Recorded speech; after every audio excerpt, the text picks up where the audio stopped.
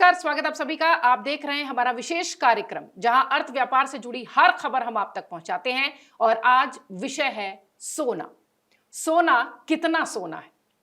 धन धनाधन में आज का विषय यही, क्योंकि सोना रिकॉर्ड उछाल पर है। त्योहार बहुत सारे हैं, शादियों का सीजन आने को है। क्या स्थिति सोने की होगी और खास तौर से भारतीय परिवारों में सोना कितना महत्वपूर्ण है, इसका अंदाजा आप और हम बखूबी लगा सकते हैं। निवेशक जो है सोने के वो खूब खुश हैं, लेकिन आपके और हमारे जैसे आम लोग थोड़ा परेशान हैं। वरुण जी हमारे साथ हैं। सोना कितना सोना है वरुण जी? आजकल तो सिर्फ सोने की चर्चा हो रही है। बिल्कुल, देखिए हमने ये अनुमान लगाया था कि सोना 1,10,000 पहुंच सकता है और तकरीबन जो 24 कैरेट सोने का दाम है वो 1,10,000 के आसपास ही आज पहुंच चुका है। सुबह तक जब तक हम देख रहे थे तो सोना 1,09,000 के आसपास था, फिर 1,09,000 के लेवल को पार कर गया, नया हाई सोना बना रहा है।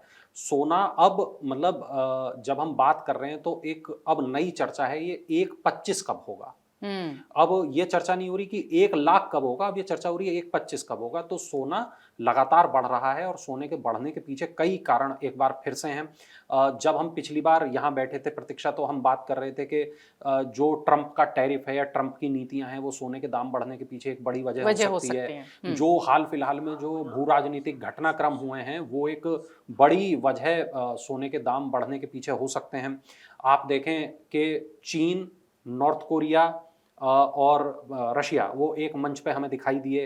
अमेरिका अलग थलग पड़ता हुआ दिखाई दिया। इधर भारत के प्रधानमंत्री की जो लगातार विदेश यात्राएं थी, वो जापान की यात्रा थी, वो चीन की यात्रा थी, उनकी बड़े नेताओं के साथ मुलाकातें थी, हमने वो भी देखी। तो ये जो पूरा भू राजनीतिक घटनाक्रम हो रहा है, एक के बाद एक तमाम तरीके की परिस्थितियां हम लोग देख रहे हैं। अभी नेपाल में आप देखिए जो नई तस्वीरें हम लोगों के सामने हैं, तो ये बताती हैं कि जो निवेशकों का भरोसा है वो शेयर मार्केट से थोड़ा सा कम हुआ है और वो जो परंपरागत निवेश है जिसको हम कहते हैं, हाँ, जिसको हम गोल्ड कहते हैं, जिसको हम जमीनें कहते हैं, उस तरीके की चीजों की तरफ एक बार फिर जो लोगों का निवेश का रुझान है वो बढ़ता हुआ दिखाई दे रहा है। केंद्रीय बैंक लगातार गोल्ड खरीद रहे हैं, वो भी हमने चर्चा की थी कि केंद्रीय बैंक जो गोल्ड खरीद रहे हैं, यानी रिजर्व बैंक, अमेरिका का फेडरल रिजर्व या कोई भी जो एक केंद्रीय बैंक किसी भी देश का जो केंद्रीय बैंक होता है, वो लगातार गोल्ड की खरीद वो लोग बढ़ा रहे हैं। ऐसा वो इसलिए कर रहे हैं क्योंकि जितने भी देश हैं, मुझे लगता है कि वो भी भू राजनीतिक हलचल जो इस वक्त पूरी दुनिया में चल रही है, जियोपॉलिटिक्स जो पूरी दुनिया में चल रही है, उसको देख रहे हैं, करीब से नजर उस पर बनाए हुए हैं और अपनी अपनी मुद्राओं को संभालने का ये प्रयास किया जा रहा है। आप डॉलर को देखें तो दुनिया में होता क्या है कि या तो हम डॉलर के इंडेक्स को बढ़ा रहे होते हैं, डॉलर के रिजर्व को बढ़ा रहे होते हैं, या हम गोल्ड के रिजर्व को बढ़ा रहे होते हैं। और अब हम गोल्ड के रिजर्व को यदि बढ़ा रहे हैं तो यकीनन डॉलर से हमारा मोह थोड़ा सा कम हो रहा है। डॉलर से मोह कम होने के पीछे साफ वजह भी है, क्योंकि अमेरिका ने जिस परिस्थिति में भारत को लाकर रख दिया है उससे मोह भंग होना स्वाभाविक भी है। लेकिन डॉलर का रिजर्व होना हमारे पास जरूरी है, उतना है हमारे पास गोल्ड का रिजर्व होना जरूरी है, वो है हमारे पास। भारत की आर्थिक स्थिति की हम बात करते हैं तो वो हमें स्टेबल दिखाई देती है, बेहतर होती दिखाई देती है। हमने देखा कि अभी हाल फिलहाल में हमने 2 नए सेमीकंडक्टर चिप बनाए थे और उसकी बहुत चर्चा भी हुई। अब वो जो चिप हैं उन्होंने सेमीकंडक्टर बाजार का एक नया रास्ता खोला है। रेयर अर्थ के मामले में हम आत्मनिर्भर होते दिखाई दे रहे हैं, खाद के मामले में हम आत्मनिर्भर होते दिखाई दे रहे हैं, या बाकी अन्य चीजों के मामलों में हम आत्मनिर्भरता की तरफ बढ़ते दिखाई दे रहे हैं। अब यहां पर बात आती है एक बार फिर घूम फिर के कि सोना कहां तक पहुंचेगा, सोने के दाम कहां तक पहुंचेंगे।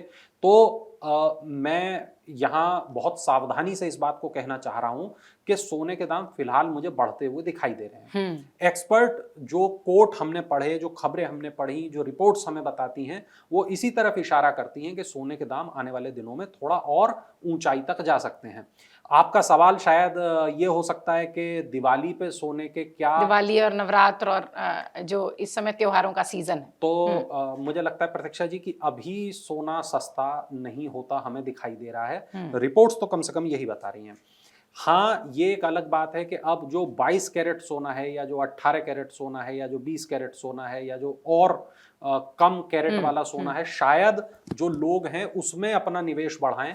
लेकिन हाँ, जो अमूमन 23 कैरेट या 24 कैरेट की जो खरीद है उस पे तो मुझे लगता है कि फिलहाल सीधा असर थोड़ा पड़ सकता है। और जो हमारे देश के लोग हैं ऐसा कहते हैं कि 25,000 टन से ज़्यादा जो सोना है हमारे देश की महिलाओं के पास पड़ा हुआ है।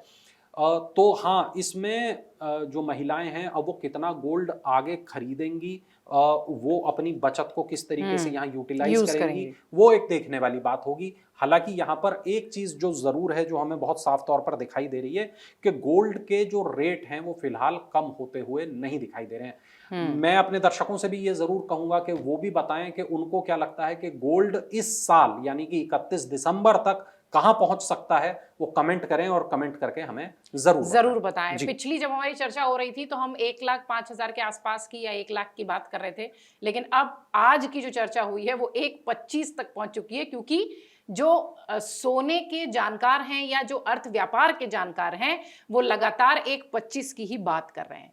फिलहाल निवेशक तो खुश नजर आ रहे हैं, लेकिन आम लोगों की पेशानी पर बल है, क्योंकि सोना लगातार बढ़ता दिख रहा है। जिस तरीके से वरुण जी भी कह रहे थे कि लगातार कीमतें बढ़ती ही दिखाई पड़ रही हैं, लेकिन चूंकि ये बाजार है, ये मार्केट के हिसाब से सोने का दाम तय होता है, तो हो सकता हो दिवाली के आसपास थोड़ा सोने की कीमतों में असर दिखाई पड़े, कमी दिखाई पड़े। हम बतौर भारतीय भी उम्मीद यही करते हैं वरुण जी, क्योंकि भारतीयों के लिए सोना बड़ा पसंदीदा होता है, खासतौर से महिलाओं के लिए। आप सबका बहुत शुक्रिया। सोने की कीमतें लगातार बढ़ रही हैं, अर्थ व्यापार की जुड़ी हर खबर आप तक पहुंचाएंगे धन धना धन के माध्यम से, वरुण जी के माध्यम से। बहुत धन्यवाद। अगर आप ये वीडियो YouTube पर देख रहे हैं तो हमारे चैनल को सब्सक्राइब कर बेल आइकन दबाएं, और Facebook पर देख रहे हैं तो हमारे पेज को लाइक करें।